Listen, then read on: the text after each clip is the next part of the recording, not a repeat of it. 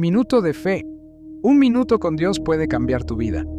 El Evangelio del día de hoy es tomado de San Mateo capítulo 13, versículos 47 al 53. Nos encontramos de cara a la última parábola de esta sección que hemos venido escuchando durante todos estos días. Se nos han presentado diversas parábolas por boca de Jesús para enseñarnos cómo es el reino de los cielos y cuáles son las actitudes que yo debo tomar para poder entrar en el reino de los cielos. Pues la parábola de hoy es muy parecida a la del trigo y la cizaña. Parece que son parábolas gemelas, se asemejan demasiado. El mensaje es el mismo, pero el ejemplo ya no es de la vida agrícola, sino que es tomada de la vida de los pescadores. Y dice la palabra que el reino de los cielos se parece también a la red que echan en el mar y recoge toda clase de peces. Cuando está llena, la arrastran a la orilla, se sientan y reúnen los buenos en cestos y los malos los tiran. Esa es la parábola del día de hoy, una red que se lanza al mar. Ya sabemos que ese mar es símbolo de todos nosotros, los hijos de Dios. Y cuando esa red se tira, allí empieza ya un proceso. Y es que al final de los tiempos, la red será lanzada. Y dentro de esa red hay peces gordos y peces flacos. Hay peces buenos y peces malos, como sucedía con la parábola del trigo y la cizaña. Crecen juntos, van en un mismo cultivo, pero al final es cuando se mete la hoz y se separa el trigo de la cizaña. Allí nuevamente se encuentra reflejada la paciencia de Dios. Dios nos sabe esperar. Cuando el pescador lanza la red y apenas siente que se llenó, no se angustia y bueno, voy a separar y voy a tirar. No, espera. Primero lleva la red hasta la orilla. Y cuando está en la orilla, se sienta tranquilamente a hacer la selección y los peces pequeños los devuelve al mar, puesto que todavía no sirven. Y en cambio los peces gordos son almacenados.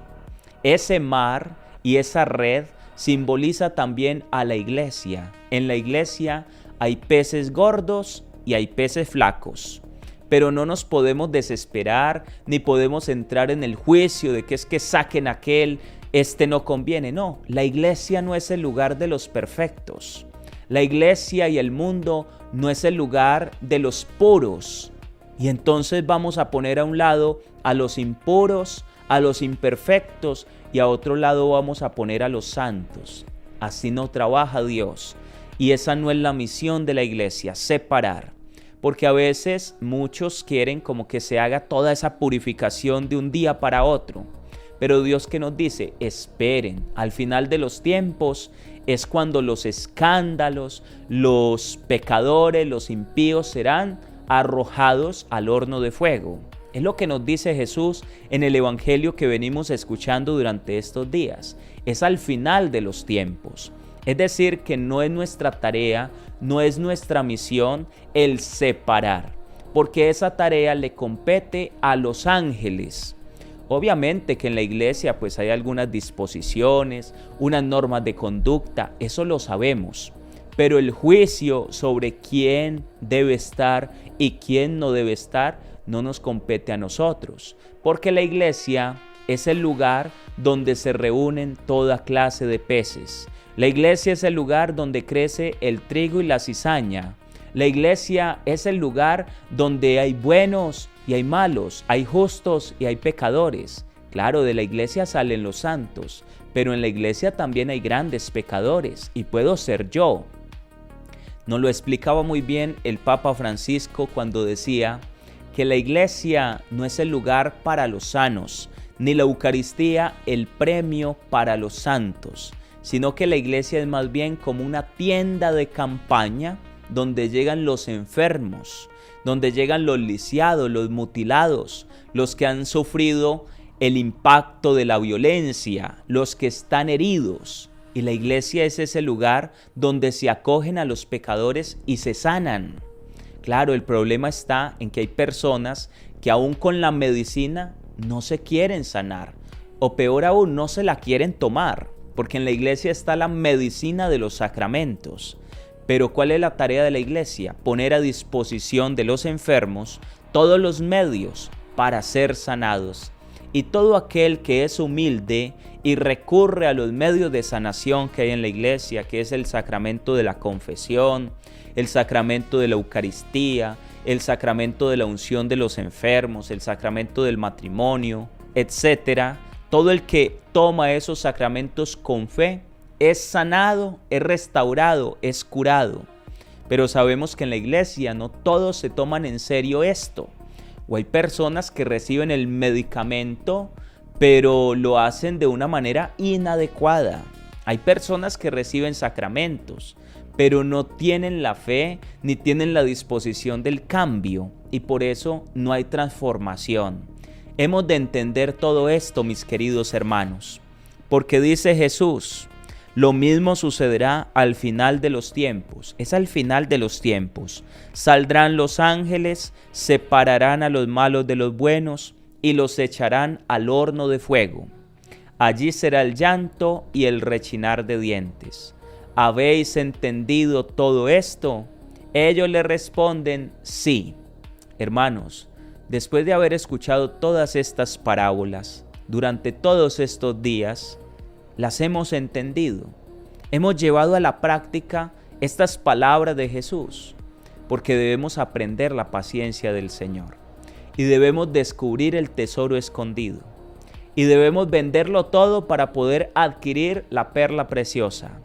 Debemos entender que el poco de levadura fermenta toda la masa. Debemos entender que el reino de los cielos inicia como un grano de mostaza, una semilla pequeña. Pero ¿cuál es la característica general de todo esto? La paciencia. Hay un tiempo para encontrarnos con Dios. Y cuando lo vemos, no podemos dejar pasar esa oportunidad. Porque el que es comerciante en perlas finas, cuando encuentra esa de gran valor, no la deja pasar porque es la gran oportunidad de su vida. Por eso San Agustín de Hipona decía: temo al Dios que pasa y no sé si vuelva a pasar. Y termina diciendo Jesús: Él les dijo: pues bien, un escriba que se ha hecho discípulo del reino de los cielos es como un padre de familia que va sacando de su tesoro lo nuevo y lo antiguo. Cuando Jesús acabó estas parábolas, partió de allí. ¿Qué significa sacar lo antiguo y lo nuevo? Que nosotros debemos beber de los dos testamentos, el Antiguo Testamento y el Nuevo Testamento. Ya vemos cómo se conectan los dos y cómo las enseñanzas del Antiguo Testamento las conectamos con las enseñanzas de Jesús y cómo la palabra es una riqueza grandiosa. De eso se trata. Cuando uno logra adentrarse en el misterio de la palabra y pide el Espíritu Santo, todo se empieza a volver más claro y usted saca lo antiguo y lo nuevo. Pidámosle al Señor ese discernimiento y que hoy podamos responder asertivamente si hemos entendido, porque queremos llevar a la práctica esta palabra. Recuerden, hermanos, la paciencia, el tiempo es de Dios. No nos asustemos, oremos por aquellos peces flacos. Oremos por nuestra conversión. Pidámosle al Señor que cuando se lance la red nos encuentre a nosotros robustecidos de buenas obras. Amén. Que tengan un santo y bendecido día en el amor de Dios.